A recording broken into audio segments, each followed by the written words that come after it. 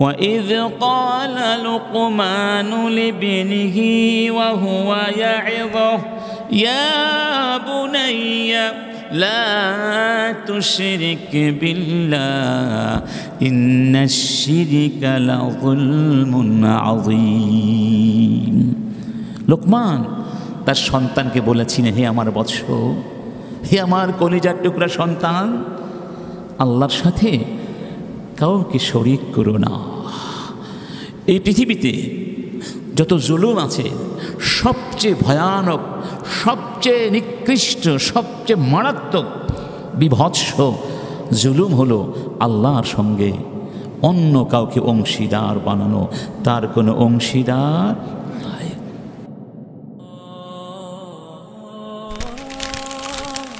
আইসিল media, সত্য ও দ্বীন প্রচারের লক্ষ্যে। আল্লাহ সুবহানাহু ওয়া তাআলার শুকরিয়া আদায় করছি, যিনি আমাদেরকে সৃষ্টি করেছেন, আমাদেরকে জীবন চলার সঠিক পথের দিশা দিয়েছেন, যিনি মহাবিশ্বকে আমাদের সেবায় নিয়োজিত করেছেন, আমাদেরকে যথার্থভাবে লালন পালন করে মানুষের মতো মানুষ বানাবার জন্যে বাবা মা এবং অভিভাবকদের হৃদয়ে দায়িত্ববোধ সৃষ্টি করে দিয়েছেন, মমত্ববোধ সৃষ্টি করে দিয়েছেন। সে মহান স্রষ্টার সমীপে শুকরিয়া আদায় করে একসাথে মন খুলে সবাই বলছি আলহামদুলিল্লাহ।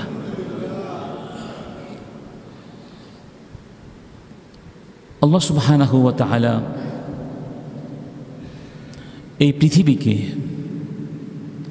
সুন্দর করে আবাদ করার দায়িত্ব আমাদেরকে দিয়েছেন। হুয়া আনশাআকুম মিনাল আরদি ওয়াস্তা'মারাকুম ফিহা, তিনি তোমাদেরকে এই মাটি থেকে, জমিন থেকে সৃষ্টি করেছেন এবং জমিনেই তোমাদেরকে আবার প্রতিষ্ঠিত করেছেন। কেন? যাতে করে এই জমিনকে তোমরা সুন্দর করে সাজাতে পারো, গোছাতে পারো,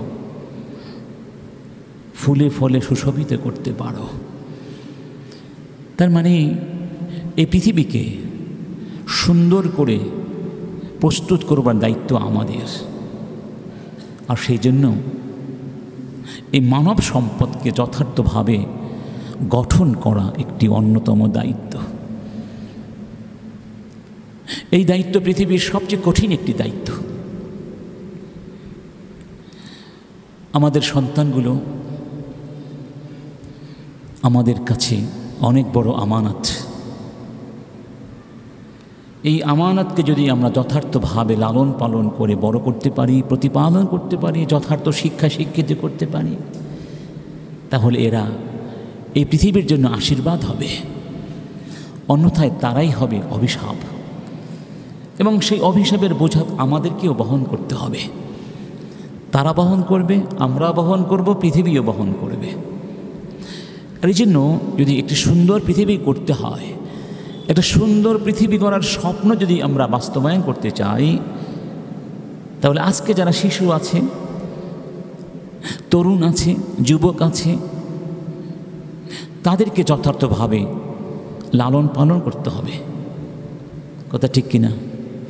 এজন্য আমরা এই বিষয়টি নিয়ে কিছু কথা বলতে চাই। আমাদের আলোচনার শিরোনাম হতে পারে আদর্শ প্রজন্ম গঠনে কোরআন এবং হাদিসের দিক নির্দেশনা, অথবা বলতে পারেন ইসলামের দৃষ্টিতে আদর্শ প্যারেন্টিং। কিভাবে সন্তানদেরকে মানুষ বানানো যায়, এটি আজকের পৃথিবীর বাবা মায়ের সবচেয়ে বড় কনসার্ন। শুধু বাংলাদেশেই নয়, সমস্ত পৃথিবীতে। কারণ এখন যতটা চ্যালেঞ্জ মোকাবিলা করতে হয় আমাদের বাচ্চাগুলোকে, এতটা চ্যালেঞ্জ আগে ছিল না, কল্পনায়ও ছিল না। প্রত্যেকটা পদে পদে তাদেরকে ধ্বংস করার জন্যে বহু আয়োজন পৃথিবীতে করা হয়েছে। এই বহুমাত্রিক ধ্বংসের হাতছানি থেকে মুক্ত করে বাঁচিয়ে রেখে তাদেরকে সঠিক পথের দিশা দিতে না পারলে গোটা মানবতা ধ্বংস হয়ে যাবে। আসুন আমরা বিষয়টি নিয়ে কোরআন হাদিসের আলোকে কিছু আলোচনা করি ইনশাআল্লাহ। আল্লাহ সুবহানাহু ওয়া তাআলা সন্তান এবং সম্পদকে এই জাগতিক জীবনের জিনা তথা সৌন্দর্য বলে আখ্যায়িত করেছেন। রব্বুল আলামিন বলছেন, আল মালু ওয়াল বানুনা জিনাতুল হায়াতিদ দুনিয়া। সম্পদ এবং সন্তান দুনিয়ার জীবনের সৌন্দর্য। তবে ওয়াল বাকিয়াতুস সালিহাতু ইনদা রাব্বিকা খায়রুন সাওয়াবান ওয়া খায়রুন আমালা। তোমরা যদি ভালো কাজ করতে পারো, নেক আমল করতে পারো, আল আমালুস সালিহা করতে পারো, সেগুলোই কিন্তু স্থায়ী হবে। ভালো কাজ করলে এই ভালো কাজের সুফল পৃথিবীতেও পাবে, পরকালেও পাবে। এর সুফল কোনোদিন হারিয়ে যাবে না। এবং একজন মানুষ তার জীবনে যা চায়, যা স্বপ্ন দেখে, যা প্রত্যাশা করে, এই সব স্বপ্নের ভেতরে সবচেয়ে শ্রেষ্ঠ স্বপ্ন হলো, সবচেয়ে শ্রেষ্ঠ চাওয়া হলো তার কাছে আল্লাহর দৃষ্টিতে আল্লাহ আমালুস সালেহা, নেক আমল করার তৌফিক, নেক আমল। কারণ এই নেক আমলই তার অনন্ত জীবনের পাথেও, এই নেক আমলই তার সাফল্যের পাথেও দুনিয়াতে এবং পরকালে। তাহলে এই আয়াতের বাহ্যিক অর্থ থেকে বোঝা যায়, সম্পদ এবং সন্তানের পেছনে না ঘুরে তোমরা নেক আমলের পেছনে ছোট। কারণ নেক আমল তোমাদের স্থায়ী পাথেয় এবং সবচেয়ে শ্রেষ্ঠ প্রত্যাশা চাওয়া, ঠিক না? আচ্ছা, এটা হলো বাহ্যিক অর্থ। তাহলে কি আমরা সন্তান এবং সম্পদকে অ্যাভয়েড করব? সন্তান আমাদের প্রয়োজন নাই, সম্পদ আমাদের প্রয়োজন নাই। এমন মানুষ পৃথিবীতে আছে না যারা সন্তান এবং সন্তানের পেছনে পড়ে আল্লাহকে ভুলে যায়, পরকাল ভুলে যায়, ইসলামকে ভুলে যায়? আছে নাকি নাই? এই যে সম্প্রতি বাংলাদেশে বিচারাঙ্গনে স্ত্রী স্বামীকে ধমক দিয়েছিল, স্বামী এখন আসামি। তখন স্বামী আসামির কাঠগড়ায় দাঁড়িয়ে স্ত্রীকে বলেছিলেন, তুমি কথা বলো না, তোমার জন্যেই আজকে আমাকে এখানে আসতে হয়েছে। ইতিহাসটা আপনাদের জানা আছে, ছাগলকাণ্ড। তার মানে সম্পদের নেশায়, সন্তানের জন্যে, স্ত্রীর কারণে অনেক সময় মানুষ বিপথগামিতার মধ্যে পড়ে যায়। তো তাদের মনে রাখা উচিত যে নেক আমল না করে, আল্লাহর বিধান লঙ্ঘন করে শুধু সন্তান আর সম্পদের পেছনে পড়ে থাকলে তার সাফল্য সুদূর পরাহত হয়ে যাবে। এক নম্বর, যদি এমন হয় সন্তান এবং সম্পদ আপনার জগৎ জীবনের সৌন্দর্য এবং পরকালেরও সৌন্দর্য, যদি এমন করা যায় এই সম্পদ এবং সন্তান আপনার পার্থিব জাগতিক জীবনেও নেক আমলের উপাদান হিসাবে শ্রেষ্ঠ সম্পদ হলো, পরকালেও নেক আমলের মাধ্যমে এই সন্তান এবং সম্পদ আপনার অনন্তকালের দামি পাথেয় হবে, তাহলেই যে কত না ভালো, ঠিক না? তার মানে আল্লাহ পাক আমাদের কাছে চাচ্ছেন যে তোমরা সন্তান এবং সন্তানকে শুধু দুনিয়ার সৌন্দর্য হিসাবে গ্রহণ করো না, একই সাথে যেন তারা তোমাদের পরকালকেও সৌন্দর্যমণ্ডিত করতে পারে, সেভাবেই সম্পদ এবং সন্তানকে তোমরা ব্যবহার করবে। সম্পদ ব্যবহার করবে, সম্পদ আহরণ করবে, সম্পদ ব্যয় করবে, সন্তানদের লালন পালন করে গঠন করবে। তাহলে তারা তোমাদের দুনিয়ার সম্পদ হবে, পরকালেরও সম্পদ হবে। দুনিয়ার সৌন্দর্য বৃদ্ধি করবে, পরকালের সৌন্দর্য বৃদ্ধি করবে। তারা তোমাদের দুনিয়ায় চিত্তে শান্তি এনে দিবে, পরকালেও তোমাদের নয়নের পুত্তুলি হয়ে হৃদয়ে প্রশান্তির নহর প্রবাহিত করতে পারবে। সুবহানাল্লাহ। আমরা সেরকম সন্তান চাই না ভাই? আপনি একটু কল্পনা করুন, আপনার সন্তান একজন ভালো মানুষ হয়েছে, যাকে সবাই ভালোবাসে, যে আল্লাহর দাসত্ব করে, যে আদর্শ মানুষ হওয়ার যোগ্যতা অর্জন করেছে। এমন সন্তানকে আমরা না চাই। সেরকম আদর্শ সন্তান আমাদের গঠন করতে হবে, অন্যথায় আমরা ব্যর্থ হব। এই সন্তানরা আমাদের কাছে অনেক বড় আমানত। রব্বুল আলামিন বলছেন, ইয়া আইয়ুহাল্লাযীনা আমানু কু আনফুসাকুম ওয়া আহলিকুম নারা ওয়াকুদুহান নাসু ওয়াল হিজারা আলাইহা মালাইকাতুন গিলাযুন শিদাদ লা ইয়াসুনাল্লাহা মা আমারাহুম ওয়া ইয়াফআলুনা মা ইউমারুন। ঈমানদারগণ, নিজেরা জাহান্নাম থেকে বাঁচো, পরিবারকেও বাঁচাও। পরিবার বলতে যাদের নাম প্রথমে আসে তারাই তো আমাদের সন্তান, ঠিক নয় কি? তাহলে অর্থ দাঁড়ালো, নিজেরাই শুধু জাহান্নাম থেকে বাঁচার চেষ্টা করো না, এই সন্তানগুলো যেন ভালো মানুষ হতে পারে, তারা যেন জান্নাতি মানুষ হতে পারে, আদর্শ মানুষ হতে পারে, তারা যেন জাহান্নামের ইন্ধন না হয়, তারা যেন পৃথিবীতে অশান্তির দাবানল না জ্বালায়। এরকম করে তাদেরকে লালন পালন করো। তাদেরকে আমি তোমাদের হাতে আমানত হিসাবে তুলে দিয়েছি, এই আমানতের সাথে খেয়ানাত করো না। এবং সাবধান থেকেও, ওই জাহান্নাম বড় কঠিন জায়গা হবে। সেই জাহান্নামের আগুনের ইন্ধন হবে মানুষ এবং পাথর, মানুষ এবং পাথর, এবং সেখান থেকে পালিয়ে যাওয়ার কোনো সুযোগ নেই। এমন শক্তিশালী ফেরেশতাদেরকে ওই জাহান্নামের দায়িত্বে অর্পণ করা হবে, যারা অত্যন্ত শক্তিশালী হবে এবং নিষ্ঠুর হবে, নির্মম হবে।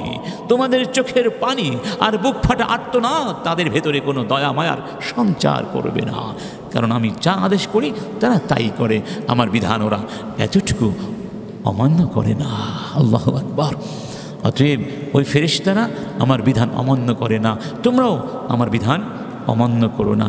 অমান্য করলে ওখানে তোমাদেরকে সপরিবারে পাঠিয়ে দেওয়া হবে। ইন্না লিল্লাহি ওয়া ইন্না ইলাইহি রাজিউন। হাদিসের মধ্যে বলা হয়েছে, ইন্নাল্লাহা সাইলুন কুল্লা আবদিন আম্মাস্তারআ আহাফিযা আম দায়্যাআ হাত্তা ইয়াসআলা আর-রাজুলা আন আহলি বাইতিহি। প্রত্যেক দায়িত্বশীলকে আল্লাহ পাক কিয়ামতের দিন জিজ্ঞেস করবেন, তোমাকে যে দায়িত্ব দিয়েছিলাম সেই দায়িত্ব পালন করেছো?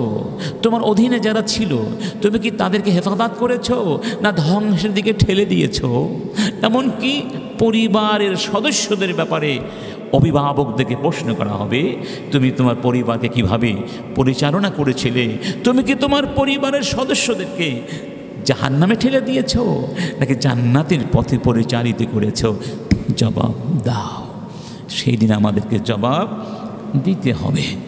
তাহলে শুধু পানাহারের খাদ্য, বস্ত্র, চিকিৎসা এই ব্যবস্থা করলেই হবে না, তাদেরকে সর্বাগ্রে ভালো মানুষ, আদর্শ মানুষ, চরিত্রবান মানুষ বানাবার শিক্ষাও দিতে হবে একই সাথে। আমার বন্ধুগণ, সন্তান এবং সম্পদকে কোরআনুল কারীমে ফিতনাও বলা হয়েছে। ফিতনার একটি অর্থ হচ্ছে পরীক্ষা, অর্থাৎ আল্লাহ সুবহানাহু ওয়া তাআলা তোমাদেরকে সন্তান দিয়ে, সম্পদ দিয়ে কিন্তু পরীক্ষা করবেন। আল্লাহ পাক বলছেন, ইন্নামা আমওয়ালুকুম ওয়া আওলাদুকুম ফিতনাহ ওয়াল্লাহু ইনদাহু আজরুন আযীম। সন্তান সম্পদ ফিতনা, তবে আল্লাহর কাছে কিন্তু মহা প্রতিদান আছে, মহা আজর আছে। অর্থাৎ এই পরীক্ষায় যদি পাশ করতে পারো তাহলে আমি তোমাদের জন্য অনেক বড় মহা পুরস্কার সাজিয়ে রেখেছি। অতএব আল্লাহর সেই আজরুন আযীম জান্নাত এবং জান্নাতের নেয়ামত পেতে হলে এই সন্তানগুলোকে, এই প্রজন্মকে মানুষ হিসাবে গড়ে তোলবার দায়িত্ব আমাদেরকে সজ্ঞানে পালন করতে হবে। আমার বন্ধুগণ, আমি প্রথমে ইঙ্গিতই করেছিলাম, সূচনায় বলেছিলাম প্রথম দিকে, যে যদি আমরা প্রজন্ম গঠন করতে পারি লাভটা কি? অনেক লাভ আছে। এটি একটি ইবাদত, নামাজ ইবাদত। সন্তানদেরকে মানুষ করাটাও কি ইবাদত। কেমন ইবাদত? ক্ষণিকের ইবাদত নয়, খণ্ডকালীন ইবাদত নয়, এটা একটা চলমান বহমান ইবাদত। তার অর্থ হলো রাসূল কারীম বলছেন, মান দাআ ইলা হুদা কানা লাহুল আজরু মিসলু উজুরি মান তাবিআ। কেউ যদি কাউকে হিদায়াতের পথে, সত্যের পথে, ভালো পথে আহ্বান করে, আর ওই ব্যক্তি বা ব্যক্তিবর্গ যাদেরকে ভালো কাজ করতে উদ্বুদ্ধ করেছে, হিদায়াতের সন্ধান দিয়েছে, ওই মানুষগুলো যতদিন পর্যন্ত এই কাজটি করবে এবং তাদের পরবর্তী প্রজন্ম যদি করে, সবার সওয়াব এই ব্যক্তির আমল নামায় যোগ হতে থাকবে, যেই ব্যক্তি সূচনা করেছেন, পথ দেখিয়েছেন। অর্থাৎ আমরা যদি ভালো প্রজন্ম গঠন করে যেতে পারি, ওই প্রজন্ম আরেকটা ভালো প্রজন্ম গঠন করবে। এই ইবাদতের ধারাবাহিকতা যতদিন চলবে, আমরা এর সওয়াব পেতে থাকব। এটি চলমান একটি ইবাদত। হাদিসে বলা হয়েছে, কুল্লু মাউলুদিন ইউলাদু আলাল ফিতরা ফাআবাওয়াহু ইউহাউইদানিহি আও ইউনাসসিরানিহি আও ইউমাজ্জিসানিহি। প্রত্যেক মানব সন্তান পৃথিবীতে ফিতরাত নিয়ে ভূমিষ্ঠ হয়, অর্থাৎ ঈমান নিয়ে, ঈমানি শক্তি নিয়ে, আল্লাহকে, ইসলামকে বিশ্বাস করবার যোগ্যতা তার স্বভাবের ভেতরে আল্লাহ পাক গভীরভাবে প্রথিত করে পৃথিবীতে মানুষকে পাঠান। তার মানে প্রত্যেক মানুষ মুসলমান। কিন্তু ওই বাচ্চাটি যখন আস্তে আস্তে বড় হতে থাকে, তখন তার পরিবেশে, প্রতিবেশ তথা বাবা মা, ভাই বোন সকলের আচরণ দ্বারা সে প্রভাবিত হয়, এবং সবচেয়ে বেশি প্রভাব সৃষ্টি করে তার মধ্যে তার বাবা মা। অর্থাৎ বাবা মা ইহুদি হলে সে ইহুদি হয়ে যায়, খ্রিস্টান হলে সে খ্রিস্টান হয়ে যায়, পৌত্তলিক হলে সে পৌত্তলিকতা ধারণ করে, যদিও তার ভেতরে প্রচ্ছন্নভাবে ফিতরাত তখনও থাকে, তখনও সেই ফিতরাতটা প্রচ্ছন্ন হয়ে যায় তার পরিবেশ দ্বারা, তার বাবা মায়ের চিন্তা, চেতনা, ধ্যান, ধারণা, আচার আচরণ, প্রতিপালন পদ্ধতির কারণে। তার মানে কি দাঁড়ালো, আমাদের সন্তানরা যদি বিপদগামী হয়, পদচ্যুতি ঘটে, তাদের চরিত্রের মধ্যে অধপতন আসে, তাহলে বুঝতে হবে এখানে বাবা মা আমাদের অনেক বড় ঘাটতি আছে, আমাদের ত্রুটি আছে, আমাদের স্বভাবের ভিতরে, আমাদের চরিত্রের ভিতরে, আমাদের প্রতিপালনের ভিতরে সমস্যা আছে। আমাদের কারণে আমাদের সন্তানরা পথহারা হয়ে গিয়েছে। অতএব এটিও একটি ভয়ানক সতর্কবার্তা বাবা মায়ের জন্য, অভিভাবকদের জন্য। যাই হোক, সবচেয়ে বড় কথা, আমরা সন্তানদের মানুষ করতে পারলে ওরা বিপথগামিতা থেকে বাঁচবে। ওরা আগামী দিন সত্যের, ইসলামের, কোরআনের ঝান্ডা, পতাকা বহন করার, ইসলামের রিসালাত, ইসলামের মিশন, ভীষণ এই দায়িত্ব পালন করবার যোগ্যতা অর্জন করবে। ওরা একটি সুন্দর জাতি গঠন করবার ক্ষমতা রাখবে। ওরা আগামী দিন সুন্দর পৃথিবী গঠন করবার মতো যোগ্যতা অর্জন করতে পারবে। এই জন্য আজকে এই দিনগুলোতে বিশেষ করে আমাদের একটি অন্যতম মৌলিক দায়িত্ব হচ্ছে তাদেরকে আমরা কিভাবে মানুষ করব, কিভাবে মানুষ করব। সৃষ্টি যেহেতু আল্লাহ করেছেন, এই সৃষ্টির জীবন ধারণ করার জন্যে যা কিছু দরকার সব কিছু তিনিই সরবরাহ করছেন। আর আমাদের রব এমন কোনো রব নন যিনি মানুষকে সৃষ্টি করে পৃথিবীতে অন্ধকারে পাঠিয়ে দিবেন অথচ মানুষকে পথের দিশা দিবেন না।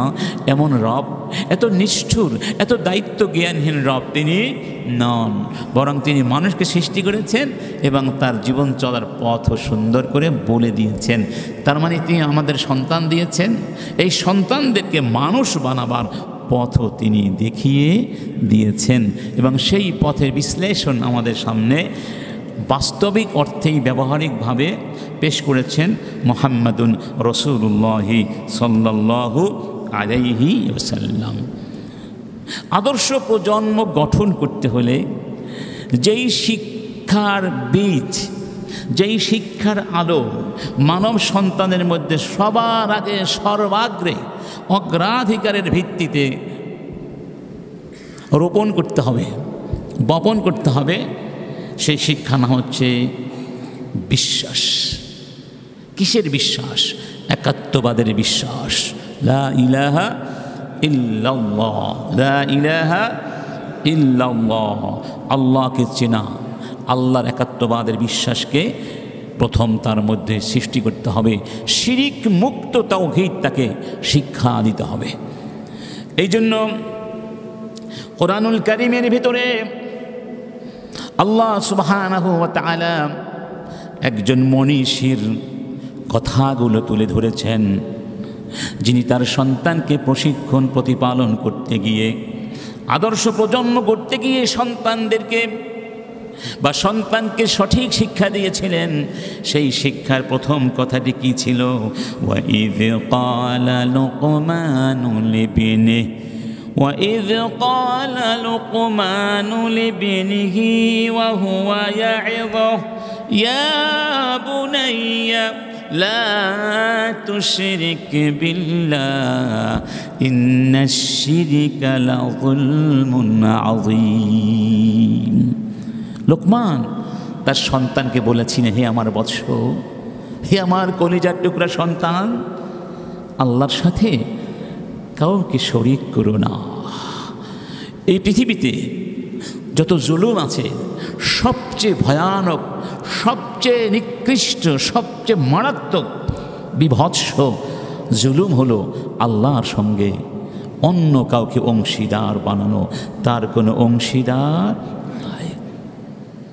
ইবনু আব্বাস ছোট্ট ছেলে, রাসূলের পেছনে একই বাহনে আরোহণ করেছেন। রাসূল সামনে বসেছেন, ইবনু আব্বাস তার পেছনে বসে আছে। রাসূল কারীম বললেন, ইয়া গোলাম, ইয়া গোলাম, হে বৎস, উআল্লিমুকা কালিমাত, আমি তোমাকে কয়েকটি কথা শিখিয়ে দেব। বিশ্বনবী, মদিনার রাষ্ট্রপ্রধান, তিনি একটা ছোট্ট বাচ্চাকে বলছেন, আমি তোমাকে কয়েকটি কথা শিখিয়ে দেই। এক নম্বর, ইহফাযিল্লাহ ইয়াহফাযকা। এর শাব্দিক অর্থ হলো, তুমি আল্লাহকে হেফাজত করো, আল্লাহ তোমাকে হেফাজত করবেন। অর্থাৎ তুমি আল্লাহর বিধানগুলো মেনে চলবে, হালাল হারাম মেনে চলবে, আল্লাহর আদেশগুলো পালন করবে, নিষেধগুলো বর্জন করবে ইত্যাদি। বিশাল অর্থ। আল্লাহ যা বলেছেন তাই তুমি করবে, তাহলে আল্লাহ তোমাকে হেফাজত করবেন, দুনিয়াতে হেফাজত করবেন, পরকালে হেফাজত করবেন, তোমার পরিবারকে হেফাজত করবেন, তোমার আমলকে হেফাজত করবেন। আবার বলছেন, ইহফাযিল্লাহ তাজিদহু তুজাহাক, আল্লাহর বিধানকে হেফাজত করো, আল্লাহ যা যা করতে বারণ করেছেন হারামগুলো বর্জন করে চলো, তাহলে তুমি যখনই আল্লাহকে ডাকবে তুমি তাকে পাবে। আল্লাহর বিধান পালন করলে তোমার কাছে মনে হবে যে তুমি তাকে যেন দেখতেই পাচ্ছ, তিনি যেন তোমার সাথেই আছেন। আন তা'বুদাল্লাহা কাআন্নাকা তারা, তুমি ইবাদত এমনভাবে করবে যেন আল্লাহকে দেখতে পাচ্ছ। এই যে অবস্থা বিশ্বাসের, এই অবস্থান কখন সৃষ্টি হয়? যখন মানুষ সব কিছুতে আল্লাহকে ভয় করে, ঠিক না?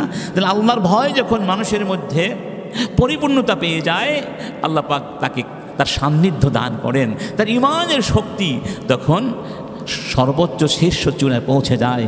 তার কাছে মনে হয় আমি আল্লাহকেই দেখতে পাচ্ছি। সুবহানাল্লাহ বলবো না? অতএব হে বৎস, আল্লাহ বিধান লঙ্ঘন করো না, সব সময় আল্লাহর সাথে থাকো, আল্লাহ বিধানের উপরে অবস্থান করো। এরপরে দেখুন তার ঈমান, কিভাবে তাকে ঈমানের শিক্ষা দিচ্ছেন। ওয়া ইযা সাআলতা ফাসআলিল্লাহ ওয়া ইযা ইসতাআনতা ফাসতাইন বিল্লাহ। এই দুটোর মূল অর্থ একই, কিন্তু বারবার বলেছেন বিষয়টিকে তার কাছে স্পষ্ট করবার জন্যে। যখন তুমি কিছু চাইবে আল্লাহর কাছে চাইবে, যখন তুমি বিপদে আপদে পড়ে সাহায্য প্রার্থনা করবে আল্লাহর কাছেই করবে, কবরের কাছে নয়, মাজারের কাছে নয়, কোনো পীরের কাছে নয়, কোনো গাছের কাছে নয়। তুমি আল্লাহর কাছে ইস্তেআনা করবে। ইয়্যাকা না'বুদু ওয়া ইয়্যাকা নাস্তাঈন। ঈমান, দেখুন ঈমান ঈমান শিক্ষা দিচ্ছেন। এবং জেনে রেখো, এই ঈমানটা আরও শক্ত করছেন। ওয়া'লাম আন্নাল উম্মাহ লাউ ইজতামাআত আলা আন ইয়ানফাউকা বিশাইইন লাম ইয়ানফাউকা ইল্লা বিশাইইন ক্বাদ কাতাবাল্লাহু লাক।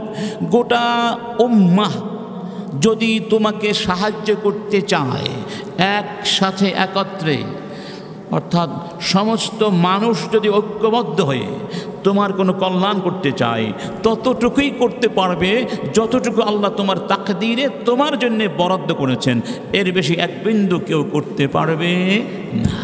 এরপরে আবার বলছেন, এই অর্থকে আরও নিশ্চিত করে বলছেন, ওয়ালাউ ইজতামাউ আলা আন ইয়াদুররুকা বিশাই লাম ইয়াদুররুকা ইল্লা বিশাইইন ক্বাদ কাতাবাহু আল্লাহু আলাইক। পক্ষান্তরে সবাই একত্রিত হয়ে যদি তোমার কোনো ক্ষতি, অনিষ্ট, অকল্যাণ করতে চায় তাহলে ততটুকুই তাদের পক্ষে করা সম্ভব হবে যতটুকু আল্লাহ তোমার তাকদীরে সিদ্ধান্ত নিয়ে রেখেছেন। বুঝতে পেরেছেন? তার মানে সিদ্ধান্ত, তাকদীরে বিশ্বাস শিখিয়ে দিলেন। আল্লাহর সিদ্ধান্তের বাহিরে কিছুই হবে না, আল্লাহর ক্ষমতার বাহিরে কারো কিছু করার কিছু নেই। অতএব চাইবে কার কাছে? কার কাছে? এই বিশ্বাসের ভিত্তিতে যদি প্রজন্ম তৈরি করতে পারেন, এই প্রজন্মকে বিদআত, শিরক কখনো স্পর্শ করতে পারবে না। তারা অন্যায়ের কাছে, তারা কুসংস্কারের কাছে, তারা বিদআতের কাছে দুর্বল হয়ে যাবে না, বরং তারা ঈমান শক্তিতে বলিয়ান হয়ে দৃঢ় পদে জীবন পথ চলতে পারবে। রাসূল কারীম একটা হাদিসের মধ্যে ভাবে বলছেন, ইফতাহু আলা সাবিয়ানিকুম আউওয়ালা কালিমাতিন লা ইলাহা ইল্লাল্লাহ ওয়ালাক্কিনুহুম ইনদাল মাউতি লা ইলাহা ইল্লাল্লাহ فإنه من كان أول كلامه لا إله إلا الله ثم عاش ألف سنة ما سئل عن ذنب واحد أو كما قال النبي صلى الله عليه وسلم। যে তোমাদের সন্তানদের লিসানে প্রথম তোমরা এই কালেমাটা তুলে দাও, লা ইলাহা ইল্লাল্লাহ। এটি যেন হয় তাদের প্রথম কথা। তাদের যখন বাকশক্তি খুলবে, যখন তারা কথা বলার চেষ্টা করবে, তখন তোমরা এই কালেমাটা প্রথম শিক্ষা দেবে। এবং যখন তারা মৃত্যুবরণ করবে, মৃত্যু সজ্জায়, তখনও তাদের পাশে বসে এই কালেমার তালকিন দিবে, লা ইলাহা ইল্লাল্লাহ। এবং জেনে রেখো, যদি কোনো মানুষের প্রথম কথাটি হয় লা ইলাহা ইল্লাল্লাহ, এরপরে 1000 বছরও যদি সে বেঁচে থাকে, একটি গুনার ব্যাপারেও তাকে জিজ্ঞাসাবাদ করা হবে না। কি আজীব ব্যাপার! তার মানে যেই ব্যক্তির প্রথম কথা লা ইলাহা ইল্লাল্লাহ, শেষ কথাটাও লা ইলাহা ইল্লাল্লাহ, তার গোটা জীবনই হয়ে গেল লা ইলাহা ইল্লাল্লাহ। বলুন না লা ইলাহা। এই জন্য আমাদের জন্মের পরে কালেমা আমাদের ডান কানে উচ্চারণ করা হয়, আবার এই অন্য কানে একামাত, আজান একামাত দেয়া হয় না। এখানে কালেমারই কথা, তাওহীদের কথা, মৃত্যুকালীন সময়েও তাওহীদেরই কথা। অর্থাৎ বুঝিয়ে দেওয়ার জন্যে এই পৃথিবীতে তোমাকে কিছুটা সময় আল্লাহ দিয়েছেন। তোমার যে লাইফ টাইম, জীবনকাল, জন্ম থেকে মৃত্যু পর্যন্ত, এই গোটা সময় যেন তোমার এই কালেমার জন্যেই ব্যবহার করতে পারো, এই কালেমার শিক্ষা শিক্ষিত হতে পারো, এই কালেমার দাবি পূরণ করতে পারো। তোমার বিচার ব্যবস্থা, শিক্ষা ব্যবস্থা, জীবন, ব্যক্তি জীবন, পরিবার, সমাজ, রাষ্ট্র, গোটা পৃথিবী, সব কিছু, চিন্তা চেতনা, ধ্যান ধারণা, আমল আকলা, সব কিছু হবে এই কালেমার ভিত্তির উপরে প্রতিষ্ঠিত। এজন্যই তোমাকে পৃথিবীতে পাঠানো হয়েছে। আর সেই কালেমারই খবর নাই। সেই কালেমারই যখন সাইয়্যিদ কুতুব রাহিমাহুল্লাহ, সাইয়্যিদ কুতুবকে যখন জেলখানায় নেওয়া হলো, মিশরের শরীর শাসক তাকে হত্যা করেছিল, ফাঁসি দিয়েছিল। যেই দিন তাকে ফাঁসি দেয়া হবে, ফাঁসির ছেলে, আপনারা জানেন এই ফাঁসির ছেলে একজন মৌলবী গোছের ব্যক্তি তার কাছে গিয়েছিলেন। তখন তিনি বললেন, ভাই তুমি কে, কেন বা এসেছো? তখন ওই লোকটি বললেন, আমি হলাম সরকারি ইমাম, মৌলবী সাহেব। আমার চাকরি হলো ফাঁসির আসামিকে ফাঁসি দেওয়ার আগে কালেমা পড়ানো, লা ইলাহা ইল্লাল্লাহ। আজকে আপনার ফাঁসি হবে, আমি আপনাকে কালেমা পড়াতে এসেছি। তখন সাইয়্যিদ কুতুব তাকে বললেন, ভাই তুমি আমাকে যে কালেমা পড়াতে এসেছো, তুমি কি সেই কালেমা ভালো করে জানো? তুমি কি সেই কালেমার অর্থ জানো? তার আগে বলো, তুমি কি জানো কেন আমার ফাঁসি হচ্ছে? তখন তিনি বললেন, আমি অত ডিটেলস জানি না, আসল কারণটা কি। তিনি বললেন, সাইয়্যিদ কুতুব, এই কালেমাকে আমি ভালোবেসেছি। আমি এই কালেমা দিয়ে ব্যক্তি, পরিবার, সমাজ, রাষ্ট্র বিনির্মাণের আন্দোলন করেছি। আমি চেয়েছিলাম আমার রাষ্ট্র, আমাদের এই রাষ্ট্র প্রতিষ্ঠিত হবে এই কালেমার উপরে। এই কালেমার পতাকা আমাদের জীবনে পথ করে উঠবে। এই কালেমা কি ভালোবাসার কারণে আজকে আমার ফাঁসি হচ্ছে, আর তুমি এসেছো সেই কালেমা আমাকে পড়াতে। ভাই তুমি যাও, তুমি আগে কালেমা শিখো, কালেমার অর্থ শিখো, তারপরে মানুষকে কালেমা পড়াতে এসো। তার মানে কালেমা শুধু কয়েকটি শব্দ নয়, একটা বাক্য নয় যার কোনো অর্থ নেই, যার কোনো মর্ম নেই। এই কালেমা হচ্ছে একটা বিপ্লব। সেই বিপ্লবের অর্থ যারা বোঝে না তারা এই কালেমা যতই পড়ুক, এই কালেমার কোনো আবেদন তার জীবনে আসবে না। এই কালেমা তার জন্য অন্তঃসার শূন্য একটা স্লোগান ছাড়া কিছু নয়। এই অন্তঃসার শূন্য স্লোগান দিয়ে আমরা আমাদের প্রজন্ম গঠন করতে পারবো না। এই প্রজন্মের ভেতরে এই কালেমার চেতনা, এই কালেমার দোতনা, এই কালেমার তাৎপর্য, এই কালেমার দাবি, এই কালেমার শিক্ষা, এই কালেমা কী চায় আমাদের কাছে, সেই জিনিসটিও তাদেরকে বোঝাতে হবে। তাহলেই তারা হবে আগামী দিনের সফল নাগরিক। এটা যদি করতে না পারি, তাহলে ওরা যখন স্কুল, কলেজ, বিশ্ববিদ্যালয়ে যাবে, ওরা বলবে না এখানে কালেমা চলবে না, এখানে ইসলাম চলবে না, এখানে চলবে লেনিনবাদ, মার্কসবাদ। আছে নাকি নাই? কারণ তারা ওই কালেমার শিক্ষা আমরা দিতে পারি নাই বা তারা পাই নাই। ইন্না লিল্লাহি। তাহলে শিক্ষা ব্যবস্থা প্রজন্ম প্রতিপালনের প্রথম উপাদানই হলো লা ইলাহা ইল্লাল্লাহ। এর সাথে রাসূলের প্রতি ঈমান, আল্লাহ সুবহানাহু ওয়া তাআলার উপরে ঈমানকে অর্থবহ করতে হলে, আল্লাহকে চিনতে হলে, আল্লাহকে তো আর সত্তা, আল্লাহর সত্তা দেখে তো আর চিনতে পারবো না। পারবো?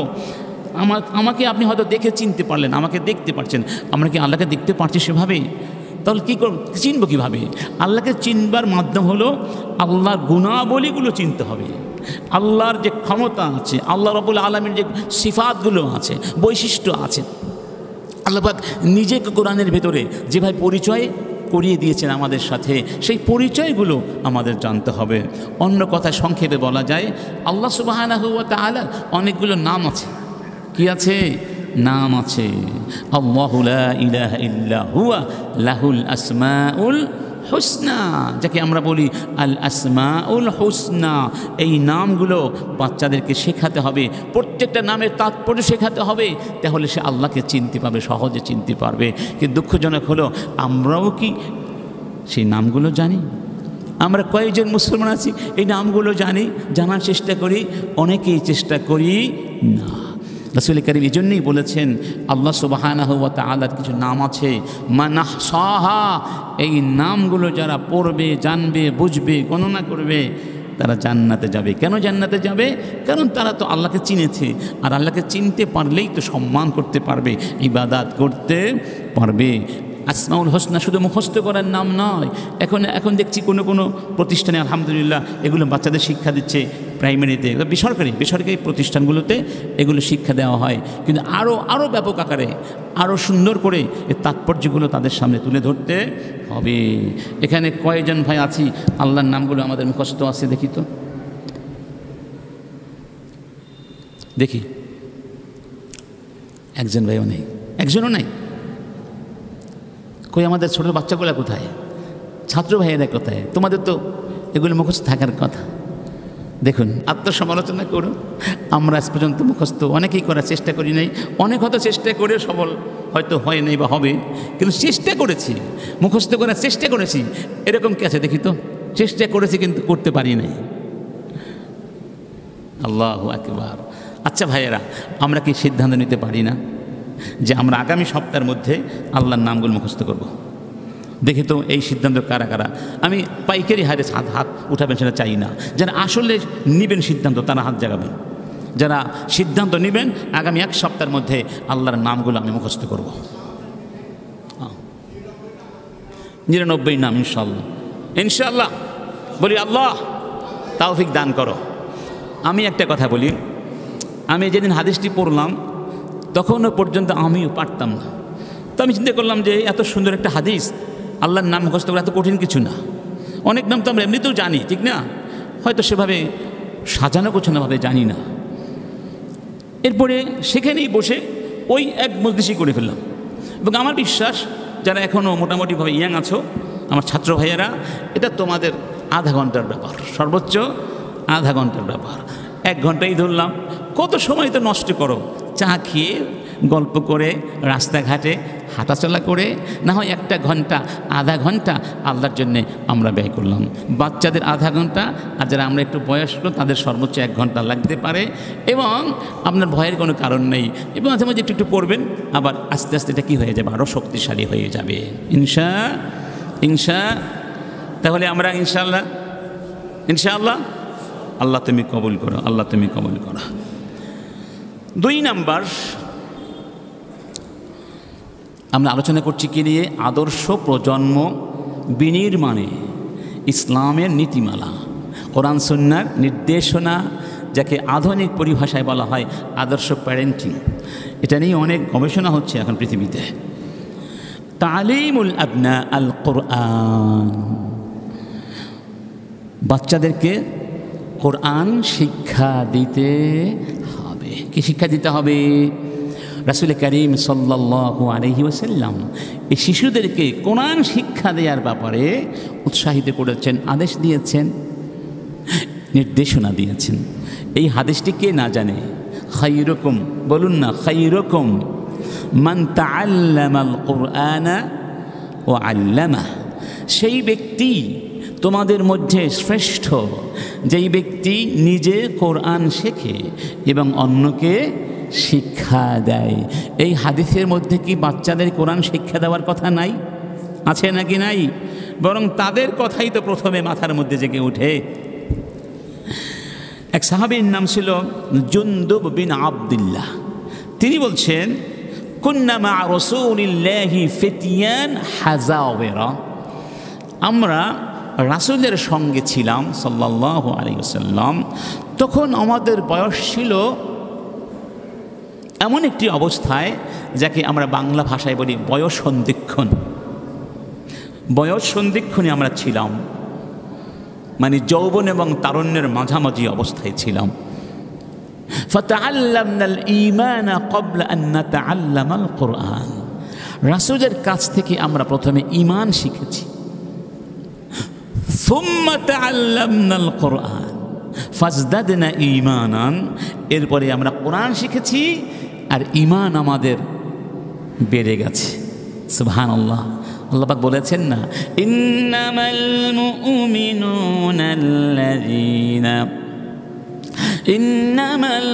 মুমিনুনা আল্লাযীনা ইযা যুকিরাল্লাহু ওয়াজিলাতি কুলুবুহুম ওয়া ইযা তুলিয়াত আলাইহিম আয়াতুহু যাদাতুহুম ঈমানান ওয়া আলা রাব্বিহিম ইয়াতাওয়াক্কালুন।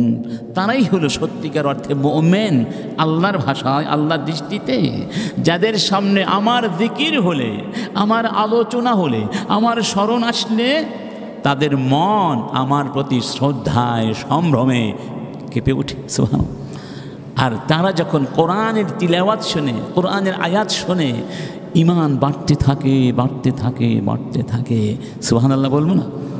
এর অনেকগুলো অর্থ আছে। মনে করুন আমি একটা অপরাধের মধ্যে ডুবে আছি, একটা অন্যায় করছি, তো আমার এক বন্ধু, ভাই, প্রতিবেশী এসে আমাকে বললেন, কি করছো তুমি?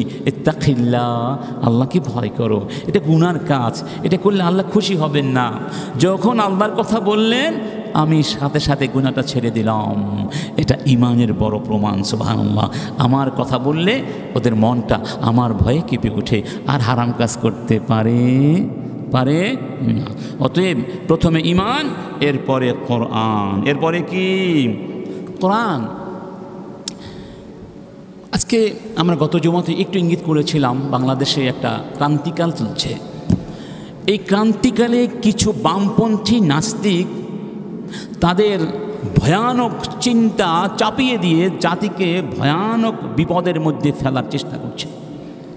তাদের এই ভয়ানক চিন্তার, দৃষ্টিভঙ্গির, ষড়যন্ত্রের নীল নকশার একটি দিক হচ্ছে, বহিঃপ্রকাশ হচ্ছে, তারা বাংলাদেশের প্রাথমিক বিদ্যালয়গুলোতে নাচ গানের শিক্ষক শিক্ষিকা নিয়োগ দিতে চায় এবং বলে যে প্রত্যেকটা স্কুলে নাচ গান বাধ্যতামূলক করতে হবে, কিন্তু কোরআন শিক্ষা বাধ্যতামূলক করতে হবে, কোরআন শিক্ষার ব্যবস্থা করতে হবে, এ কথা কিন্তু তারা বলে না। কোরআনের শিক্ষক নিয়োগের কথা বলে না, কোরআন শিক্ষা দেওয়ার কোনো কথা তাদের মাঝে পাবেন না। নাচ গানের জন্য তারা খুবই তৎপর। এই ব্যাপারে আপনাদের সচেতনতা আছে তো না? আচ্ছা, কোরআন কি শিক্ষা দেয় আর নাচ গান কি শিক্ষা দেয় একটু আপনারা চিন্তা করুন। কোরআন আমাদের সন্তানদেরকে ইমানদার বানাবে, আর নাচ গান মুনাফিক বানাবে। হাদিসে বলা হয়েছে গান মানুষের মধ্যে নিফাক সৃষ্টি করে। কি সৃষ্টি করে? কোরআন বানায় ইমানদার, গান বাজনা বানায় মুনাফিক। কোরআন বানাবে চরিত্রবান, আর গান বাজনা বানাবে দুশ্চরিত্র লম্পট। কোরআন বানাবে আদর্শ, শিষ্টাচারিতাপূর্ণ, ভদ্র, আর গান বাজনা বানাবে কি বেয়াদব, অশ্লীল। তাদের চিন্তা চেতনার মধ্যে ময়লা, দুর্গন্ধ সৃষ্টি হবে। কারণ গানের মধ্যে ভালো কথা কয়টা আছে? কয়টা ভালো কথা আছে? 99.99% গানের কথাগুলো সুন্দর নয়। এগুলো এক ধরনের ব্যবসা। যুবকদের ভেতরে জৈবিক চাহিদা আছে, এই জৈবিক চাহিদার মধ্যে বিস্ফোরণ ঘটিয়ে তাদেরকে উন্মাদ বানিয়ে দেওয়া হয় গানের কথা দিয়ে, সুর দিয়ে, ছন্দ দিয়ে, যাতে করে তাদের মধ্যে চরিত্র বলে আর কিছু বাকি থাকে না। কোরআন সন্তানদেরকে বাবা মায়ের প্রতি, বড়দের প্রতি শ্রদ্ধাশীল বানায়, আর গান বাজনা অবাধ্য বানায়, দায়িত্বজ্ঞানহীন বানায়। কোরআন শালীন, ভদ্র এবং লাজুক বানায়, আর গান বাজনা নির্লজ্জ বানায়। কোরআন বানায় নামাজি, দিনদার, আর গান বাজনা বানায় বেনামাজি, মদখোর, ঠিক না বেঠিক, এবং ব্যভিচারী। কোরআন আত্মপরিচয় খুলে দেয়।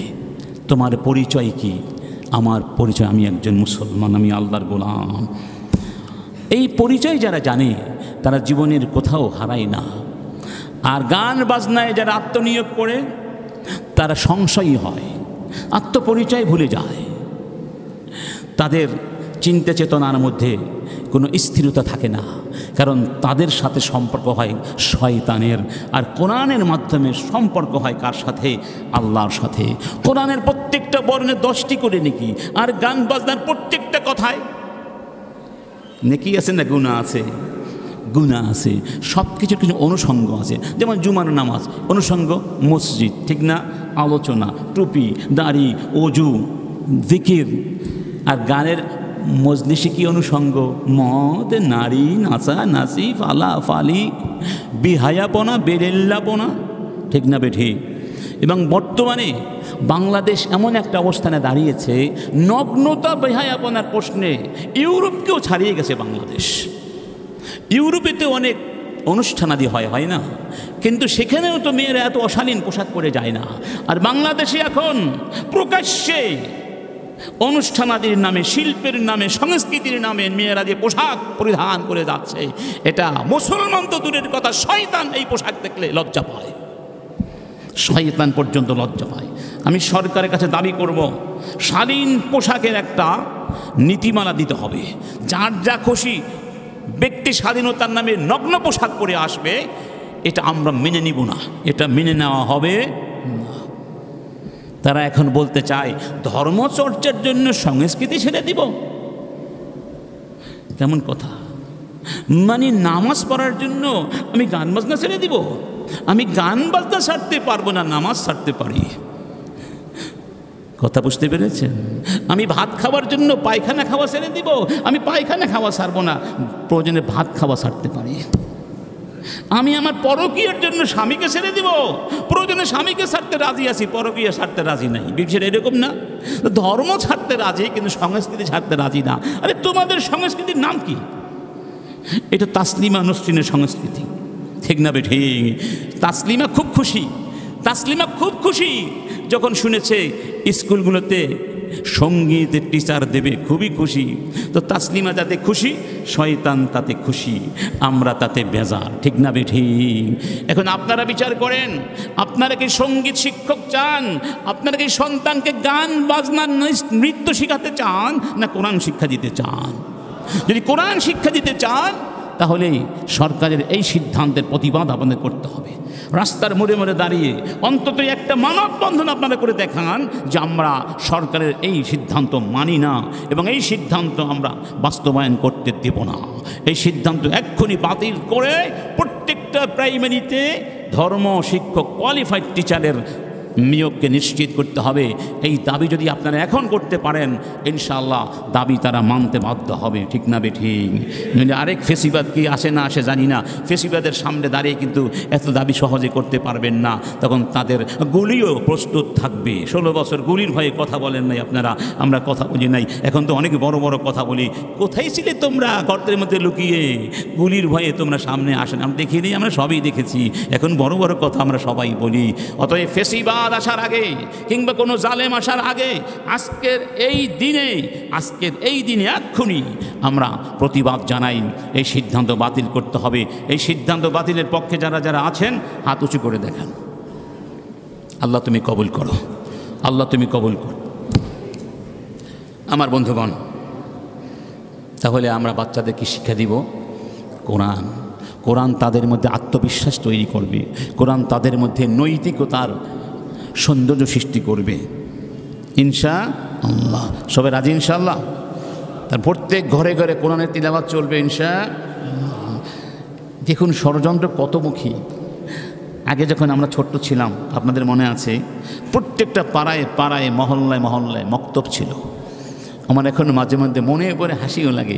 আমার বাড়ির পাশে একটা বিশাল দোতলা ঘর ছিল, সনের ঘর, বিশাল।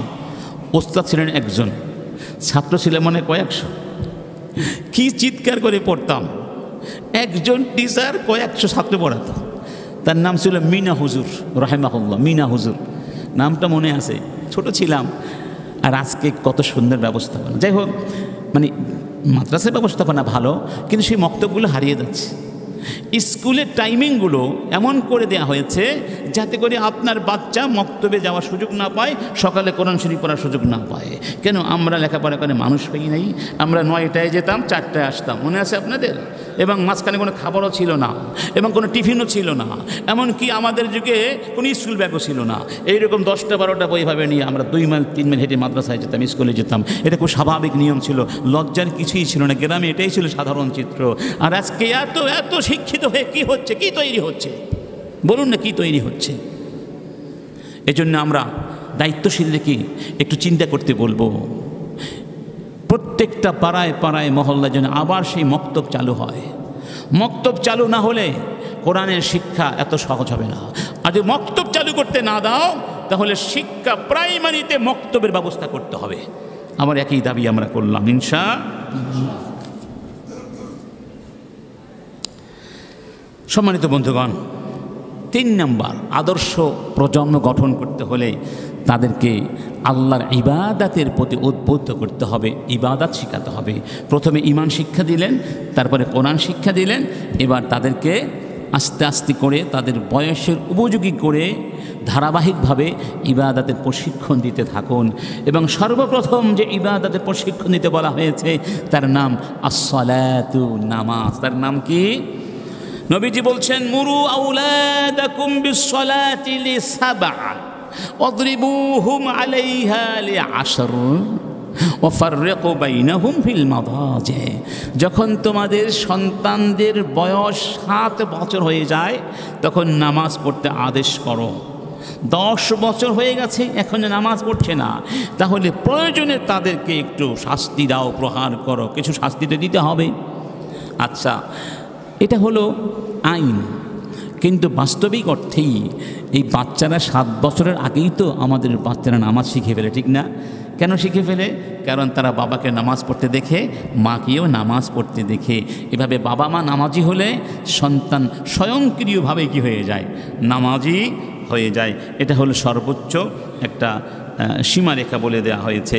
অতএব এই নামাজের কথা বলে মূলত শুধু নামাজকেই বোঝানো হয় নাই, বরং নামাজ, রোজা, এই সব ইবাদতের একটু একটু করে তাদের প্রশিক্ষণ দিতে হবে। এখানে দেখুন একটা সুন্দর একটা সূক্ষ্ম বিষয় দেখুন। এখানে বলা হচ্ছে তোমরা তোমাদের সন্তানদেরকে নামাজ পড়তে বলো। তোমরা বলবে, কেন বলা হয়েছে? কারণ এখনও ছোট্ট বাচ্চা, ছোট্ট বাচ্চাদেরকে অনেক কিছুই বোঝাতে হয় ওদের মতো করে, কিন্তু ওরা এখনও বস্তুটা ভালো বোঝে, অর্থগত বিষয়টা অত ভালো বোঝে না। হ্যাঁ, এখন এই বাচ্চাটা তো আল্লাহ সুবহানাহু ওয়া তাআলাকে অতটা ভালো করে এখনও চিনতে পারছে না, একটু একটু করে চিনতে পারছে। সে কি দেখে? সে দেখে তার বাবা তাকে অনেক ভালোবাসে, তার মা তাকে অনেক ভালোবাসে, বাবা মা তার জন্যে রাত জাগরণ করে, কিছু চাইলে বাবা এনে দেয়, মা রান্না করে দেয়, সুবহানাল্লাহ, বাবা গোসল করিয়ে দেয়, মা গোসল করিয়ে দেয়, আদর করে চুমু খায়। তখন বাচ্চাটি চিন্তা করে পৃথিবীতে আমার সবচেয়ে আপন আমার বাবা, আমার মা। প্রমাণ হচ্ছে দেখবেন ওই ছোট্ট বাচ্চাটাকে বাবা অনেক সময় মারে, অনেকে মারে, কিল দেয়, গুতা মারে, তো বাচ্চাটা কান্না করে, কান্না করলে একটু পরে তা কান্না তখন থেমে যায়, আবার বাবার কাছে আসে, আবার মার কোলে যায়, কারণ সে জানে আমার বাবা আমাকে মারলেও বাবার চেয়ে, মায়ের চেয়ে আপনকে পৃথিবীতে আমার নেই, তারা আমার সবচেয়ে আপন। এই আপন মানুষগুলো যখন তাকে বলে বাবা নামাজ পড়ো, রোজা রাখো, এটা করো, সেটা করো, তখন সেটা গুরুত্ব দেয় না, আমার বাবা যেহেতু বলেছে আমি এটা ফেলে দিতে পারি না, কারণ বাবা আমাকে অনেক ভালোবাসে, সুবহানাল্লাহ, আমি যা চাই তাই বাবা নিয়ে আসে, বাবা চেষ্টা করে। এই জন্য রাসূল কারীম বলছেন তোমরা তোমাদের বাচ্চাগুলোকে নামাজ পড়তে বলো।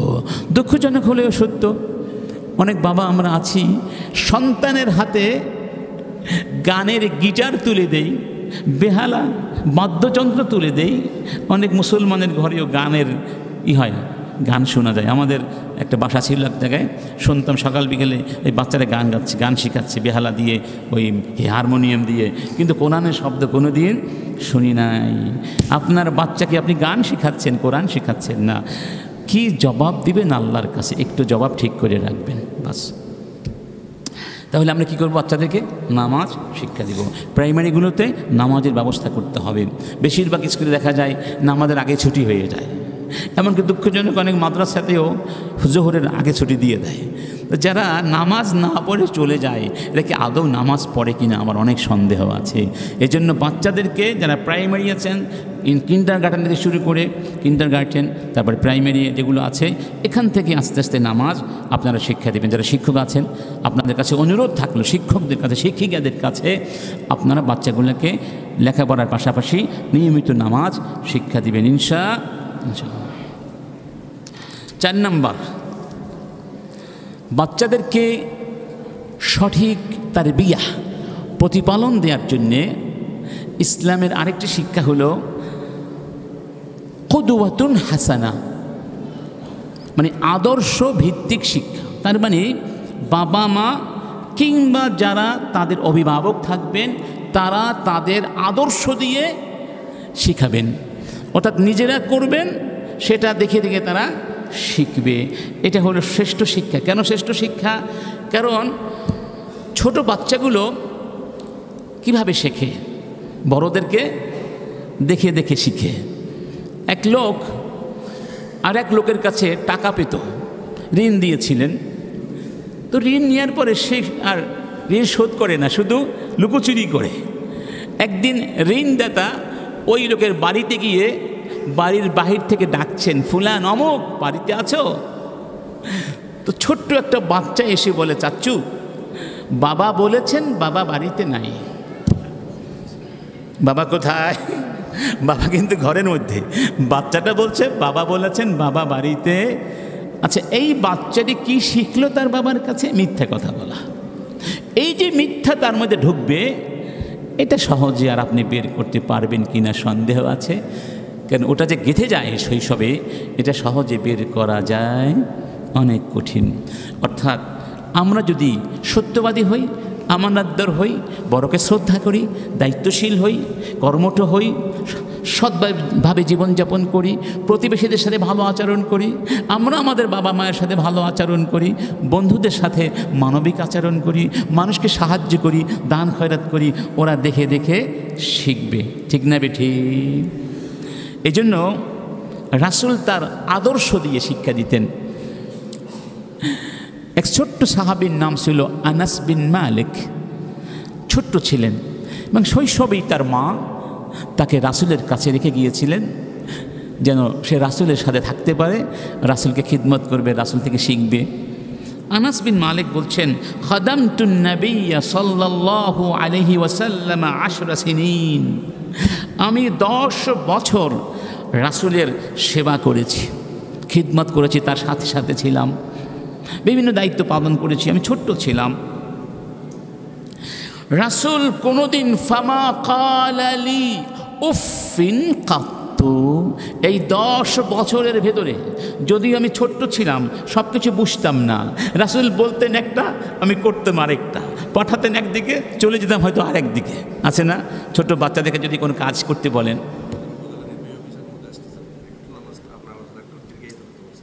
আচ্ছা আচ্ছা, তাহলে কি ঘটে? ছোট্ট বাচ্চাদেরকে আপনি পাঠালেন নানা বাড়ি, সে হয়তো চলে গেল বন্ধুর সাথে বন্ধুর বাড়ি, এরকম হয় না?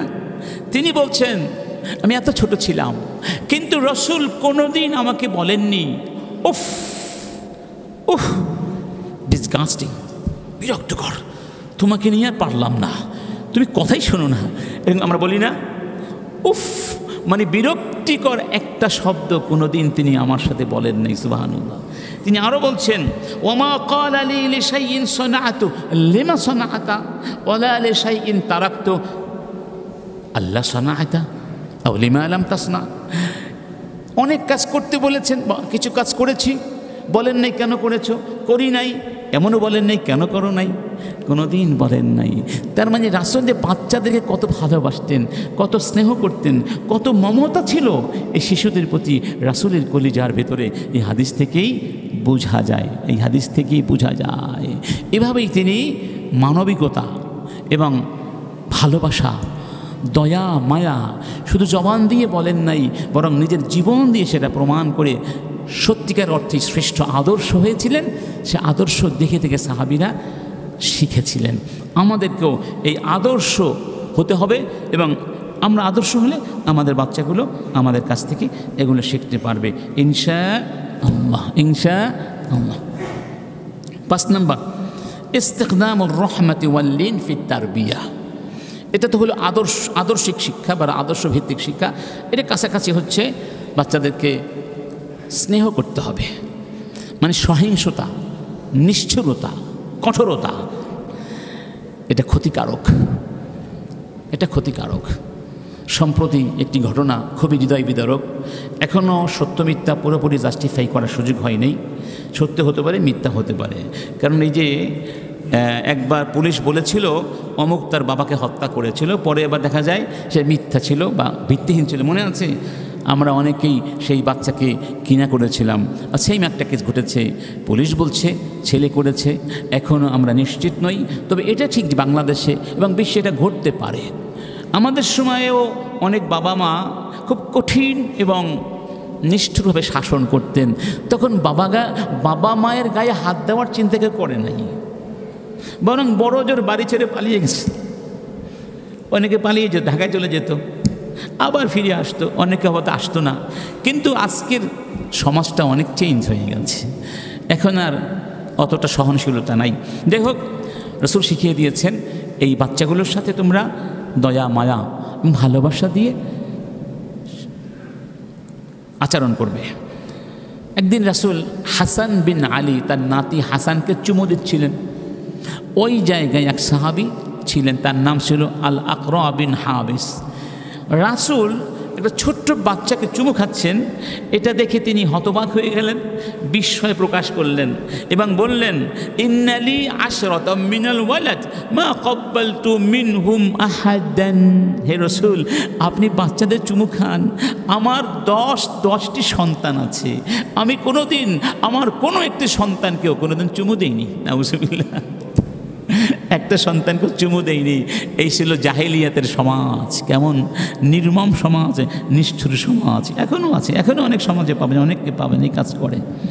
যাই হোক, তো রাসূল তখন বললেন, মাল্লা ইয়ারহাম লা ইউরহাম, যে রহম করে না তাকে রহম করা হয় না, তাকে রহম করা হয় না। তুমি রহম করলে আল্লাহ তোমাকে রহম করবেন, মানুষ তোমাকে রহম করবে। এটা হচ্ছে রহমতের বহিঃপ্রকাশ, রহমতের তাহলে আমরা আমাদের বাচ্চাদেরকে ভালোবাসা দিয়ে লালন পালন করব, দরদ দিয়ে শাসন করব। যারা শিক্ষকতা করছি, হ্যাঁ সত্য ছোট বাচ্চাদের পড়ানো অনেক অনেক কঠিন কাজ, তারপরেও আমরা আবেদন করব যেন আমরা এই কাজটি না করি, অর্থাৎ তাদের সাথে অমানবিক আচরণ না করি। দুঃখজনক হলেও সত্য, কিছু কিছু হাফেজি মাদ্রাসায় সীমালঙ্ঘন করা হয়, কিছু কিছু, সব জায়গায় না, সেগুলো আবার বেশি হাইলাইটও করা হয় বাংলাদেশে। নাস্তিকরা খুব সুবিধা পেয়ে যায় যে এত মানে বেশি নির্যাতন করা হয় যে অনেক সময় অনেকে মারাও গিয়েছে, এমনও রিপোর্ট আছে। কেন আপনি কেন মারবেন? এভাবে মারার তো অধিকার নাই। বড় জোর গবেষকরা বলেছেন 3টা আঘাত করা যায়। কয়টা? 3টা। কারণ রাসূলকে জিবরাইল 3 বার বুকের সাথে জড়িয়ে ধরে হেরে হয়ে চাপ দিয়েছিলেন। কয়বার? 3 বার। এখান থেকে অনেক গবেষক বলছেন 3 বার আঘাত করা যাবে। তদুপরি স্পর্শকাতর কোনো জায়গায় আঘাত করা জায়েজ নাই। আর শিক্ষক যদি প্রতিহিংসামূলক আচরণ করেন তাহলে তার গুনাহ হবে। তার দায়িত্ব আদব শিক্ষা দেওয়া। বাবাও যদি সন্তানকে আঘাত করে প্রতিহিংসার জন্য গুনাহ হবে। সন্তানকে আদব শিক্ষা দেওয়ার উদ্দেশ্যে আপনি শাসন করতে পারেন, কিন্তু প্রতিহিংসা, আপনার মনের হিংসার আগুন প্রতিশোধ নিভানোর জন্য শাসন করবেন, এটা 100% হারাম, এটা জায়েজ নাই। এটা ইসলাম। রাসূল কি কোনোদিন কোনো বাচ্চার গায়ে হাত দিয়েছেন? রাসূল বলেছেন 10 বছর হলে প্রয়োজনে তোমরা হাত দিবে, কিন্তু কোনোদিন হাত দেন নাই। সেই পরিবেশ প্রয়োজন হয় নাই। এজন্য আমরা আবেদন করব, বিশেষ করে হাফেজি মাদ্রাসা যারা শিক্ষকতা করছেন, আল্লাহর ওয়াস্তে এই বাচ্চাগুলোর গায়ে হাত দেবেন না, ভালোবেসে দরদ দিয়ে পড়াবেন। শুনুন, আপনি যদি মেরেও ফেলেন, যে হাফেজ হবে সে হবে, আর যে হবে না মারলেও কোনো দিন হবে না, সে মার খেয়ে পালিয়ে যাবে। বহু ছাত্র মার খেয়ে পালিয়ে গেছে, আর মাদ্রাসার কাছেও যায়নি। তাহলে আপনার কারণে সে কোরআনকে ঘৃণা করেছে, মসজিদকে ঘৃণা করেছে। এই দায়িত্ব আপনাকে নিতে হবে। আসলে প্রশিক্ষণের অনেক অভাব আছে বিভিন্ন প্রতিষ্ঠানের, এই প্রশিক্ষণের ব্যবস্থা করতে হবে, ঠিক না ঠিক? ধরুন, যদি আপনার শিশু, আপনার বাচ্চা, আমার ছাত্রকে আদর করে শাসন করি, তাহলে কি হবে জানেন? তার সাথে আমার ভালোবাসার বন্ধনটা শক্তিশালী হবে। আমি কিছু বললে সে ইতিবাচকভাবে সেটাকে গ্রহণ করবে, আর আমি যদি তার সাথে নির্মম আচরণ করি, তার মনের মধ্যে একটা নেতিবাচক দৃষ্টিভঙ্গি সৃষ্টি হবে। সে আমার কোনো কথা মন দিয়ে শুনবে না, সে সুযোগ পেলেই এড়িয়ে যাবে, পালিয়ে যাবে। তার মানে হলো তাকে আর আপনি নাগালে পাচ্ছেন না, তার ভেতর জগৎটা আপনার বিরুদ্ধে প্রচণ্ডভাবে বিক্ষুব্ধ অবস্থায় থাকতে পারে। এই জন্য সন্তানদের সাথে বন্ধুসুলভ আচরণ করে তাদেরকে কাছে টেনে নিতে হবে। এটা ইসলামের শিক্ষা। মাল্লা ইয়ারহাম লা ইউরহাম। 6 নাম্বার, তার মানে কি আমরা শাসন করব না, শুধুই ভালোবাসা দিব? হ্যাঁ, ভালোবাসা, শুধু ভালোবাসা যথেষ্ট নয়, একটু শাসনও থাকতে হবে। সেই শাসনটা কীভাবে হবে এটা নিয়ে আমরা একটা আলোচনা করব ইনশাআল্লাহ। আজকে একটু ইঙ্গিত দিচ্ছি, যখন আপনার সন্তান ভুল করবে, ধরুন ভুল করেছে, তখন সাথে সাথে শাসন না করে আপনি আপনার ক্রোধকে সংবরণ করুন। কারণ অনেক সময় ক্রোধান্বিত অবস্থায় সিদ্ধান্ত নিলে ভুল হয়। তখন তো আপনি প্রচণ্ড ক্ষুব্ধ, ওই ক্ষুব্ধ অবস্থায় যদি একটা কিলো দেন মরে যেতে পারে, একটা আঘাত করেন এমন জায়গায় আঘাত পড়তে পারে সারা জীবনের জন্য পঙ্গু হয়ে যেতে পারে, ঠিক না? আপনার সিদ্ধান্ত ভুল হবে। এই জন্য প্রচণ্ড ক্রোধান্বিত অবস্থায় সিদ্ধান্ত নেবেন না, একটু চুপচাপ বসুন, আপনার ক্রোধটাকে প্রশমিত করুন, তারপরে ভাবুন কিভাবে এই ভুলটা সংশোধন করা যায়। এটা একটা তারপরে একটা হলো গাছের মাথায় পানি দেওয়া, আর একটা গাছের গোড়ায় পানি দেওয়া। একটা ভুল করেছে, একটা থাপ্পড় দিয়ে চলে গেলেন, সমাধান হয়ে গেল। এটা হলো গাছের মাথায় পানি দিলেন না, তাকে নিয়ে বসবেন যে বাবা এই কাজটা তুমি কেন করলে, এই ভুলটা তোমার কেন হলো, মূল কারণটা কি, কারণটা উদ্ঘাটন করে গোড়া থেকে সমাধান করা উচিত। মাথা থেকে সমাধান করলে ফলাফল ভালো হবে না। তার সাথে বসতে হবে, তার কথাগুলো শুনতে হবে, পরামর্শ করতে হবে, তাহলে সে একটা শান্তি পাবে, সে আপনার কাছে নিরাপত্তা বোধ করবে, আপনাকে আপন মনে করবে, আপনাকে শত্রু মনে করবে না। একজন মনীষীকে বলতে শুনেছিলাম, বর্তমান যুগের বড় একজন আলেম, যে আপনার ছেলে মনে করুন একটা গ্লাস ভেঙে ফেলেছে, একটা গ্লাস ভেঙে ফেলেছে। তো ছেলে মেয়েরা গ্লাস ভেঙে ফেলে আমরা প্রচণ্ড ক্ষুব্ধ হয়ে যাই না? কি গ্লাস ভেঙে ফেললি, গিয়ে আপনি দিলেন একটা জোরে আঘাত করলেন, হয় না? তো এই গ্লাস ভাঙলো কে, এই গ্লাস ভাঙলো কে? আপনার ছেলে ভেঙেছে, কিন্তু বলে কি আমি জানি না, আমি ভাঙি নাই, কিন্তু ভেঙেছে কে? সে ভেঙেছে। তো এই মনীষী বলছেন, যদি আপনার ছেলে বা আপনার সন্তান আপনার ভয়ে, আপনার ডরে যদি বলে আমি ভাঙি নাই, তাহলে বুঝতে হবে আপনার প্রতিপালন ঠিক নেই, আপনি বাবা হিসাবে ব্যর্থ। আর যদি সে বলে বাবা ভুল হয়ে গেছে, আমি ভেঙেছি, সে নির্ভয়ে বলতে পারে, তাহলে বুঝতে হবে আপনি ভালো বাবা, কারণ সে মিথ্যে কথা বলে নাই, আপনি তাকে মিথ্যা শিক্ষা দেন নাই। আপনি এমন বাবা যে আপনার সামনে সন্তান কথা বলার সাহস রাখে, মন খুলে কথা বলতে পারে, সে মিথ্যার আশ্রয় নেয় নাই। আমাদের অবস্থা তো আসলে এমনই বাবাজি, আমরা এটাই আমি ভাঙিনি, আমি জানি না, কিন্তু আমি করে চলে যাই ভয়ে, কারণ শাসন এত বেশি হয়ে যায়, সন্তানের মিথ্যা পর্যন্ত মিথ্যার আশ্রয় নিয়ে যায়। ইন্না লিল্লাহি ওয়া ইন্না ইলাইহি। যাই হোক, এটা নিয়ে আমরা পরে আলোচনা করব ইনশাআল্লাহ। 6 নাম্বার আমাকে বলা হয়েছে একটু আলোচনা করতে। কে আসবেন? আমাদের আমাদের উপজেলা ইউনো সাহেব, উনি নামাজ এখানে পড়বেন, উনি এক্ষুনি কিছুক্ষণের মধ্যে চলে আসবেন। আমাদেরকে রিকোয়েস্ট করেছেন একটু 2-4 মিনিট একটু ওয়েট করার জন্য। আপনাদের কষ্ট হচ্ছে? একটু আমরা ওয়েট করতে পারবো? যেহেতু আমাদের মেহমান, তিনি রিকোয়েস্ট করেছেন, তিনি আসবেন, আমরা তাদেরকে ইনশাআল্লাহ বরণ করে নেবেন ইনশাআল্লাহ। এরপরে 7 নাম্বার, ওই শৈশবেই বাচ্চাদের ভিতরে নৈতিকতার বীজ বপন করে দিতে হবে, আদব আখলাকের শিক্ষায় শিক্ষিত করতে হবে। যেমন এক সাহাবী ভাত খেতে বসলেন, তো ছোট্ট মানুষ তো, সে ভাত এভাবে নাড়াচাড়া করছে, সামনে পেছনে এভাবে নাড়াচাড়া করছে। তো রাসূল কারীম বললেন, ইয়া গোলাম, হে বৎস, সাম্মিল্লাহ, যখন তুমি খেতে বসবে, কিছু খাবে, তখন প্রথমে আল্লাহর নাম নেবে, বিসমিল্লাহ বলে খাবার শুরু করবে। ওয়াকুল বিয়ামিনিক, ডান হাত বাম হাত একসাথে চালালে হবে না, তুমি ডান হাত দিয়ে খাবে। ওয়াকুল মিম্মা ইয়ালিক, এবং তোমার সামনে থেকে খাবে। নিয়ম হচ্ছে এটাই কি, সামনে থেকে খাওয়া, ঠিক না? তো প্লেটের সামনে থেকে খাবে। এই যে বাচ্চাটিকে রাসূল শিখিয়ে দিলেন, এই বাচ্চা কি কোনোদিন এটা ভুলবে? কোনোদিন ভুলবে না। এভাবে এই আদর্শগুলো তাদেরকে শিখিয়ে দিতে হবে। এগুলো কীভাবে শিখাবেন? হাদিস চর্চার মাধ্যমে হতে পারে, এবং বাচ্চারা কিন্তু কিস্সা কাহিনী ভালোবাসে। যদি আপনি ঘুমানোর আগে কিচ্ছা শুরু করেন, দেখবেন প্রতিদিন বল, বাবা আজকের কিচ্ছা বলো, একটু কাহিনী বলো, ওরা কাহিনী খুব পছন্দ করে।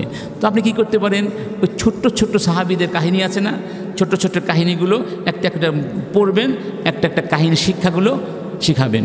তো এভাবে তাদের মধ্যে আখলাকগুলো আপনি সঞ্চার করে দেবেন। সে হয়তো অবচেতনভাবেই আখলাকটা পেয়ে যাবে, সে বুঝতেও পারবে না।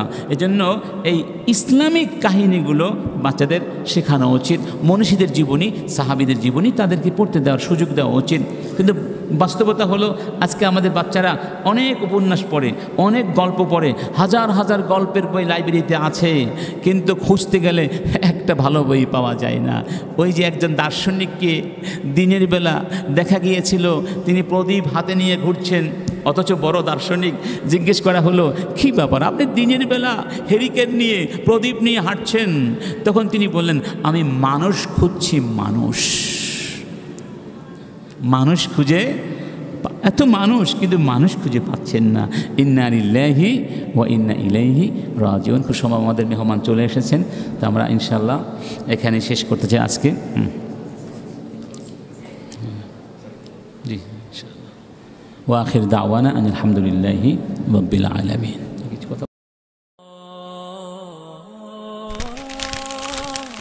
আইসিল মিডিয়া, সত্য ও দিন প্রচারের লক্ষ্যে।